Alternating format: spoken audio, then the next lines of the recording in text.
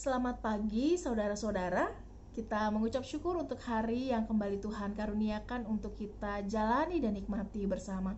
Kini mari kita mempersiapkan hati dan pikiran kita untuk menjalani keseluruh harian kita dengan sama-sama berdoa pagi. Kita akan mempersiapkan diri menyanyikan lagu Ya Tuhan Tiap Jam dari Kidung Jumat nomor 457 bait yang pertama. Kita nggak usah pakai musik apa-apa ya. Ya Tuhan, tiap jam ku memerlukan-Mu. Engkaulah yang memberi sejahtera penuh setiap jam, ya Tuhan. Dikau ku perlukan, ku datang juru selamat, berkatilah. Mari kita bersatu dalam doa. Ya Tuhan, kami mempersiapkan hati dan pikiran kami untuk membaca dan merenungkan firman Tuhan. Biarlah firman Tuhan boleh sungguh menyapa kami, boleh sungguh menegur kami tentang bagaimana selama ini kami menjalani kehidupan, tentang bagaimana kami melakukan apa yang Tuhan kehendaki, dan biarlah firman yang sama juga boleh mendorong dan menguatkan kami, sehingga itu boleh membentuk kami, boleh mendorong kami untuk menjadi saksi yang memberitakan kabar baik dimanapun kami berada. Kami berdoa biarlah Tuhan yang berbicara langsung kepada kami, dan biarlah hati kami boleh menjadi hati yang siap dengar-dengaran akan firman-Mu. Di dalam nama Tuhan Yesus kami berdoa dan mengucap syukur. Amin. Saudara-saudara, mari kita buka satu bagian Alkitab yang terambil dari 1 Petrus pasal yang keempat. Kita akan baca ayat yang pertama hingga ayat yang ke-8.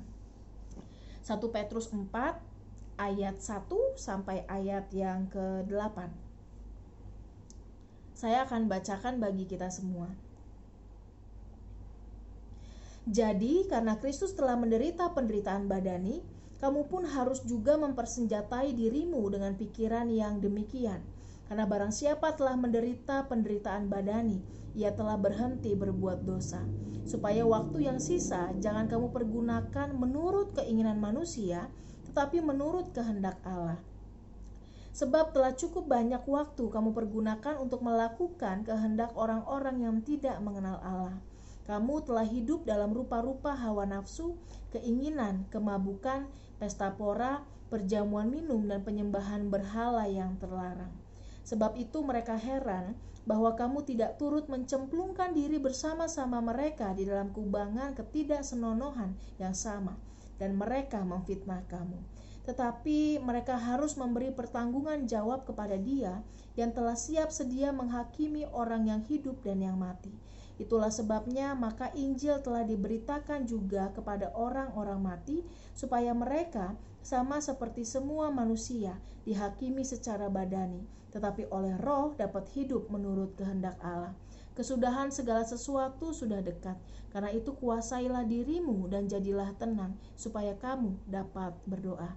Tetapi yang terutama, kasihilah sungguh-sungguh seorang akan yang lain, sebab kasih menutupi banyak sekali dosa.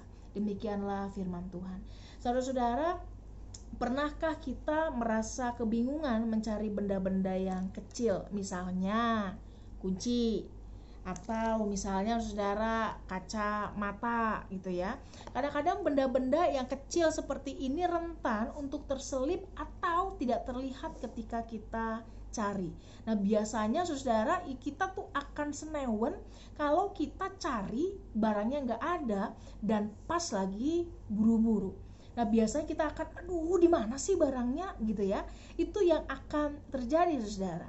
Nah, dalam beberapa pengalaman akan ada orang-orang yang selalu mengingatkan kita cari dulu pelan-pelan gitu ya. Atau misalnya ada orang yang mengingatkan coba dulu duduk berdoa, pelan-pelan carinya, dan seterusnya. Ya. Tapi apakah ketika kita mendengar masukan itu, saudara, kita akan bisa langsung duduk berdoa diam? Rasanya banyak orang akan cenderung terlalu bingung dan sibuk mencari ketimbang mengikuti pendapat untuk duduk dan berdoa. Kenapa? Karena ketika menghadapi permasalahan, apalagi kita dipenuhi dengan kebingungan, maka biasanya orang akan terpusat untuk mencari penyelesaian permasalahan yang ada. Orang biasanya akan mencari solusi dari permasalahan yang ada. Sehingga saudara, kemudian kalau kita kemudian suruh duduk, aduh bukan itu yang saya cari. Saya mau cari kuncinya mana. Yang mau saya cari itu kacamatanya mana. Ya, karena lagi buru-buru dan seterusnya. Tetapi beberapa pengalaman yang saya alami saudara, ternyata memang membuktikan bahwa ketika kita duduk berdoa dengan tenang, maka somehow entah mengapa barang itu bisa ditemukan. Walaupun kita sudah mencari di tempat yang sama dan sebelumnya tidak menemukan. Nah, saudara, memiliki ketenangan pikiran di dalam menghadapi sebuah permasalahan itu menjadi sesuatu yang penting. Dengan pikiran yang tenang, kita akan ditolong untuk melihat segala sesuatu dari kacamata yang lebih sehat. Karena kalau orang panik, saudara, orang yang istilahnya dipenuhi dengan emosi, maka seringkali tidak bisa berpikir dengan jernih. Oleh karena itu, ketenangan pikiran menjadi kunci yang utama ketika seseorang menghadapi sebuah permasalahan atau berada di dalam pergumulan tertentu. Firman Tuhan saudara hari ini mengingatkan kita bahwa hidup sebagai orang Kristen itu haruslah hidup yang bisa menguasai diri dan menjadikan diri kita ini tenang. Saudara, di dalam menghadapi permasalahan, penguasaan diri ini menjadi sesuatu yang penting. Kata penguasaan diri di sini saudara itu berarti memiliki ketenangan hati, itu berarti memiliki pikiran yang dingin, itu berarti memiliki pikiran yang baik di dalam menimbang segala sesuatu. Oleh karena itu kan selalu ada ungkapan saudara, kalau misalnya kita sedang marah atau ketika kita sedang berada dalam kondisi yang tidak baik, jangan pernah buat keputusan. Lebih baik diam saja. Karena seringkali justru yang keluar ketika kepala dan hati kita ini tidak dingin saudara, maka itu bisa menjadi sesuatu yang melukai orang lain. Oleh karena itu, kuasailah diri kita dan jadilah tenang.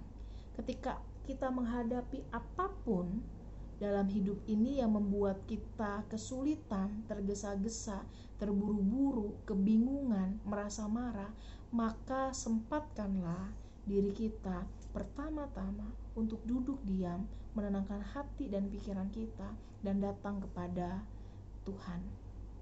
Ketika kita datang kepada Tuhan, saudara, percayalah bahwa ada jalan-jalan yang akan Tuhan bukakan. Setidaknya akan ada ketenangan yang Ia karuniakan bagi kita untuk bisa menjalani apa yang ada di hadapan kita dengan baik. Terlebih saudara, yang tidak bisa kita lupakan adalah dengan tidak meninggalkan kasih kita yang sungguh-sungguh seorang terhadap yang lain. Karena kasih menjadi bekal utama bagi kita untuk bisa menerima dan melihat keadaan yang ada di dalam kacamata iman. Ketika seseorang kehilangan kasihnya saudara, maka akan ada banyak hal yang bisa menjadi pemicu permasalahan. Tetapi sebaliknya, ketika seseorang memiliki kasih yang besar, permasalahan yang ada akan menjadi momen, menjadi kesempatan bagi orang tersebut untuk mempraktekkan kasihnya. Ketika Yesus kemudian mati di kayu salib, dan saat ini kita juga ada di dalam kesunyian, di dalam kedukaan akan kematian Yesus, maka firman Tuhan juga mengingatkan kita untuk bisa memiliki pikiran yang sama seperti Yesus yang juga mati di kayu salib. Pikiran yang tenang, menyerahkan segala sesuatu kepada Allah, itu yang firman Tuhan ingatkan kepada kita. Oleh karena itu prinsipnya jelas. Semua orang pasti memiliki permasalahan, tetapi yang paling mendasar adalah duduk diam dan berdoa, datang kepada Tuhan, sehingga apa yang keluar kemudian boleh menjadi kasih yang sungguh-sungguh bisa kita praktekkan dan pada akhirnya memuliakan Tuhan dan merangkul sesama. Ketika kita pun terlanjur saudara untuk menyakiti seseorang di dalam emosi, di dalam kemarahan yang kita miliki, tetaplah datang kepada Tuhan, karena itu akan mendorong kita untuk berani memperbaiki apa yang menjadi kesalahan kita. Kiranya Tuhan menolong kita untuk memiliki pikiran dan hati yang tidak hanya jernih, tetapi juga dingin dan tenang, karena kita disertai dan dipimpin langsung oleh Tuhan, karena kita bersedia untuk dituntun olehnya. Kiranya Tuhan menolong kita semua. Amin. Mari kita berdoa. Biarlah Tuhan menolong kami semua, sehingga setiap permasalahan yang kami hadapi, setiap permasalahan yang kami alami, sungguh boleh membuat kami belajar untuk bergantung penuh kepada Tuhan, untuk tetap duduk diam, untuk tetap mendengarkan apa yang menjadi kehendak Tuhan di dalam kehidupan kami. Biarlah suara Tuhan, biarlah roh Tuhan yang ada di dalam diri kami menolong kami semua juga untuk bisa mempraktekkan kasih di dalam segala keterbatasan yang kami miliki. Ketika kami marah atau terlanjur berbuat salah, berikanlah kami keberanian dan kebesaran hati untuk bisa meminta maaf, bahkan mengampuni orang-orang yang bersalah kepada kami. Kami menyerahkan seluruh kehidupan kami ke dalam tangan kasih Tuhan. Di dalam nama Tuhan Yesus kami berdoa dan mengucap syukur. Amin. Selamat menjalani hari kita hari ini. Tuhan berkati.